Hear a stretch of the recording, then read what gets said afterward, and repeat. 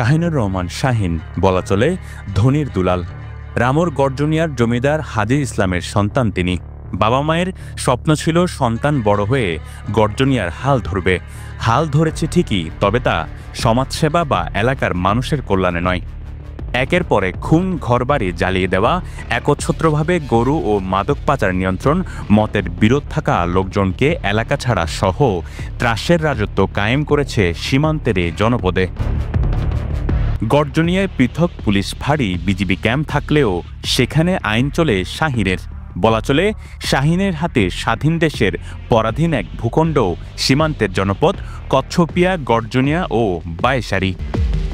শুনতে বাড়িয়ে বলা মনে হলেও তার অপরাধের চিত্র এতটাই ভয়ঙ্কর যে আধুনিক এ সময়ে যা মানুষের কল্পনাকেও হার মানায়।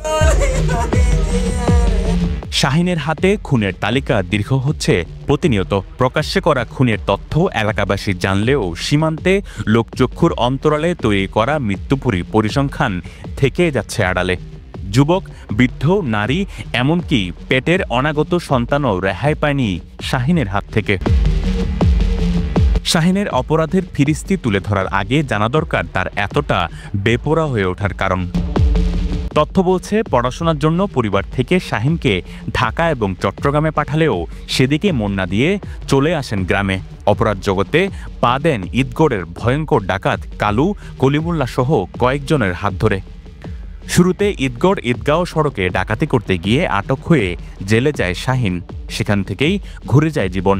অনুসারী থেকে হয়ে ওঠেন দুর্ধর্ষ সন্ত্রাসী বাহিনীর প্রধান। 2012 সালে সন্ত্রাস জগতে পা রাখা শাহিন এখন সীমান্তের অপরাধ জগতের ডন। তথ্য বলছে, কয়েকবার ডাকাতি করার পর একটি মামলায় কারাগারে যান শাহিন। কারাগারে তার সাথে পরিচয় ঘটে মহেশখালীর জলদস্যু, অস্ত্রের কারিগর, চকরিয়ার ডাকাত, উখিয়া টেকনাফের ইয়াবা কারবারি এবং রোহিঙ্গা ক্যাম্পের সন্ত্রাসীদের সাথে। শাহিন কারাগার থেকে বের হওয়ার পর একে একে জামিনে বের করে আনেন বিভিন্ন এলাকার দাগী অপরাধীদের। শীর্ষ সন্ত্রাসীদের জামিনে বের করে গড়ে তোলেন অপরাধের বিশাল সাম্রাজ্য। সাবেক সংসদ সদস্য সাইমন সোরার কমলের ছত্রছায়ায় শুরুতে জমি দখল, ডাকাতি এবং অস্ত্র কারবার চালালেও 2022 সালের দিকে রমরমা শুরু হয় অপরাধ কর্মকাণ্ড। গর্জনিয়া সীমান্ত দিয়ে মিয়ানমার থেকে গরু পাচার শুরু হওয়ায় শাহিনও নিজেকে আবিষ্কার করেন ভিন্নভাবে। প্রতিনিয়ত সীমান্ত দিয়ে প্রবেশ করা গরু সংগ্রহকারীদের বাধা দেওয়া শুরু করেন তিনি। শেষ পর্যন্ত চোরা কারবারিরা শাহিনের নেতৃত্বে মেনে নিয়ে তার মাধ্যমেই দেশে অবৈধভাবে গরু ঢুকানো শুরু করেন। হিসাব বলছে, প্রতিদিন 1 থেকে 2,000 গরু অবৈধভাবে বাংলাদেশে প্রবেশ করে। প্রতিটি গরু থেকে 3,000 টাকা করে দিতে হয় শাহিনকে। শুধু গরু নয়, সাথে আসতো ইয়াবা, সিগারেট সহ বিভিন্ন অবৈধ পণ্য, যার মূল নিয়ন্ত্রক শাহিন। গরু, ইয়াবা, সিগারেট চোরাচালান বেড়ে যাওয়ায় সাথে সাথে সীমান্তের এই এলাকায় বেড়ে যায় খুনোখুনির ঘটনাও। শাহিনের গরু এবং ইয়াবা পাচারে কেউ ন্যূনতম বাধা হলেও তাকে দুনিয়া থেকে সরিয়ে দেন তিনি। এক এক করে সীমান্তের এই 3 ইউনিয়নের গত কয়েক বছরে অন্তত ডজনাধিক খুনের নেতৃত্ব দিয়েছে শাহিন। শাহিনের হাতে নৃশংসভাবে খুনের শিকার হওয়া কয়েকটি ঘটনা তুলে ধরা হলো দর্শকদের জন্য। শাহিনের গরু পাচারের সময় ফসলের ক্ষেত নষ্ট হয় গর্জনিয়ার থয়ঙ্গাকাটা এলাকার জাফর আলমের।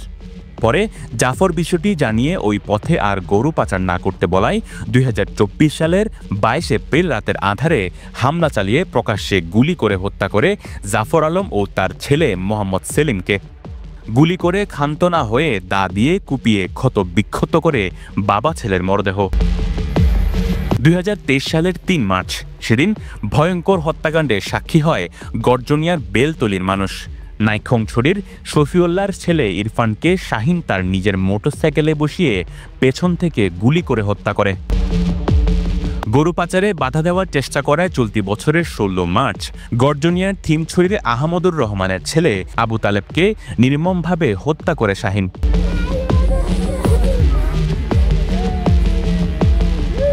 স্থানীয় আবুল কাশেম গত 8 মে মধ্যরাতে শাহিন তাকে নিজ বাড়ি থেকে ডেকে নিয়ে নারায়ণমাঝিরি পাহাড়ে হত্যা করে। পরিবারের অভিযোগ, প্রতিপক্ষকে হত্যা মামলায় ফাঁসাতে আবুল কাশেমকে হত্যা করে শাহিন।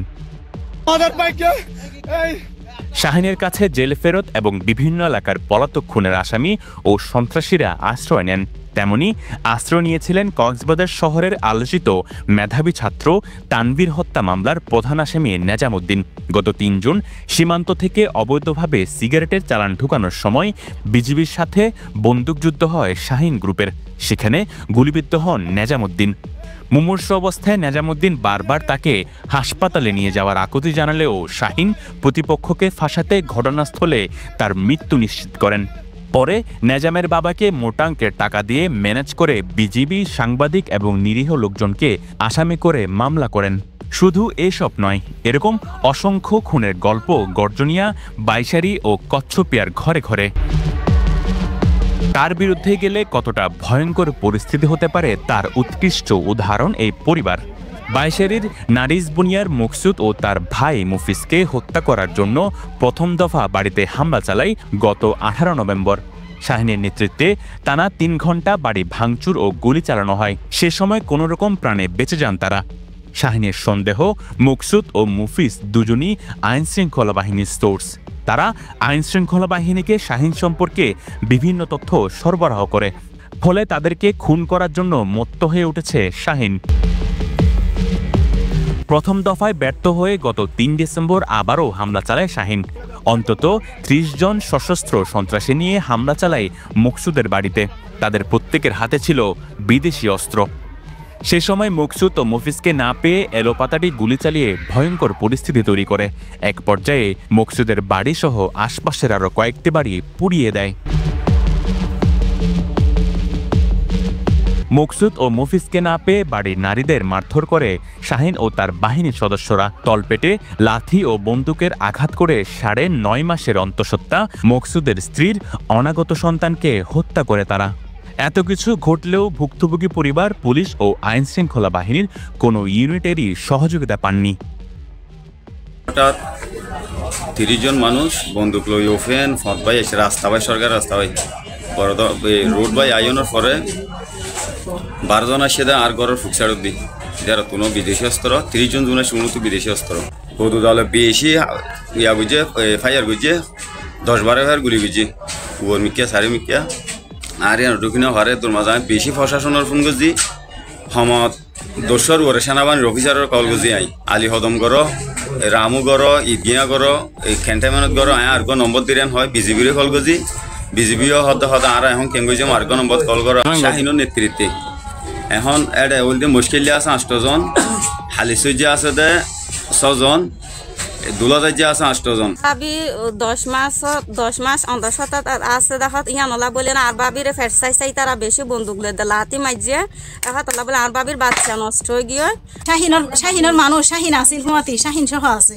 3 কোয়ার্টার ফ্যান হালা হালা গেমজি পিছর দিয়ে ব্যাগ আছে অস্ত্র আছে ছুরি আছে বন্দুক আছে লাড়ি আছে বেকিন আছে তারা তো ইতার হতে তরবাইয়ের আনি দে তরবাইয়ের আনি তরবাই হরে দেখাই দে প্রশাসনের আর বেশি ফোন দি হন প্রশাসন আর ছাড়ানো পায় প্রশাসনের হন ছাড়ানো পায়। শুধু মকসুদের পরিবার নয়, তার পথের কাটা হয়ে প্রাণ হাতে নিয়ে এলাকা ছেড়ে বেড়াচ্ছে গর্জনিয়ার 30 থেকে 40 পরিবারের অন্তত 200 মানুষ, যারা জীবনের নিরাপত্তায় ফিরতে পারেন না এলাকায়। স্থানীয়দের দাবি, খুন করা শাহিনের জন্য অনেকটা হাতের মোয়ার মতো। টার্গেটেড ব্যক্তিকে খুন করতে না পারলে ঘর বাড়ি জ্বালিয়ে দেন তিনি। গর্জনিয়া বাইশারিতে অন্তত 50টি বাড়ি পুড়িয়ে ধ্বংসস্তূপে পরিণত করেছেন গত কয়েক মাসে। তার হামলায় প্রাণে বেঁচে গেলেও পঙ্গু হয়ে জীবন পার করছেন শতাধিক মানুষ। আর গর গাঞ্জে বাংসুর যে শাহিন ডাহাইতে গরু আনাইন দি বর্মাইয়া গরু তৈলে ইয়ান আল্লাহ বলি আর দাং খুড়াত দি গরু আনে তৈলে আর ইয়ান আল্লাহ বাধা দি বলি আর হতি করি পারিব না ইয়া কই বোঝাই বলি আর ঘর দরকম ভাঙি ফেলে আর নিরহ মানুষের এতিয়া গিয়া শাহিনিয়ে ষড়যন্ত্র করি এরে এটা গুণাখারা 3 নম্বর ওয়ার্ডের মাঝে জব্বর নম্বরের ওয়ার্ডের মাঝে দুয়া মাডা লই এটা আর ষড়যন্ত্র করি আর বাজে মামলা ফাঁসাই বললা স্যার। গর্জনিয়ার সেই কুখ্যাত শাহিন ডাকাতের কথা গতকালকে সে তার নেতৃত্বে তিনি সহ আমার বাড়িতে প্রায় 100 মতো লোক আসে। প্রতিমধ্যে তারা আবার এসে আমার বাড়িতে আগুন ধরিয়ে দেয়। তারপর আমার মাকে মারধর করেন এবং বলে যে তোমরা এখানে কেউ থাকতে পারবে না, যদি এখানে থাকতে চাও তাহলে আমি যেভাবে বলি সেভাবে চলতে হবে। গর্জনিয়ার মধ্যে আমার রাজত্ব চলবে, এখানে আর কারোর রাজত্ব চলবে না। ওনার মুখের ভাষা হচ্ছে সেটা। তারা যাইয়ে রেখে গেছি আর মামলার মাঝে সাজাই এখন কোর্টের মাঝে আর মামলার সার্ভিস গেছি নিদু শুরু ওরে। স্থানীয়দের অভিযোগ, সাবেক সংসদ সদস্য সাইমন সোরার কমল নিজের অবস্থান শক্ত করার জন্য শাহিন ও তার বাহিনীকে লালন পালন করতেন। শাহিনের মাথার উপর সাবেক এমপি কমল শক্ত ছাতা হয়ে থাকায় দিনকে রাত বানাতে দ্বিধাবোধ করেননি শাহিন। কমলের আশীর্বাদে আওয়ামী লীগের পদও পেয়েছিলেন তিনি।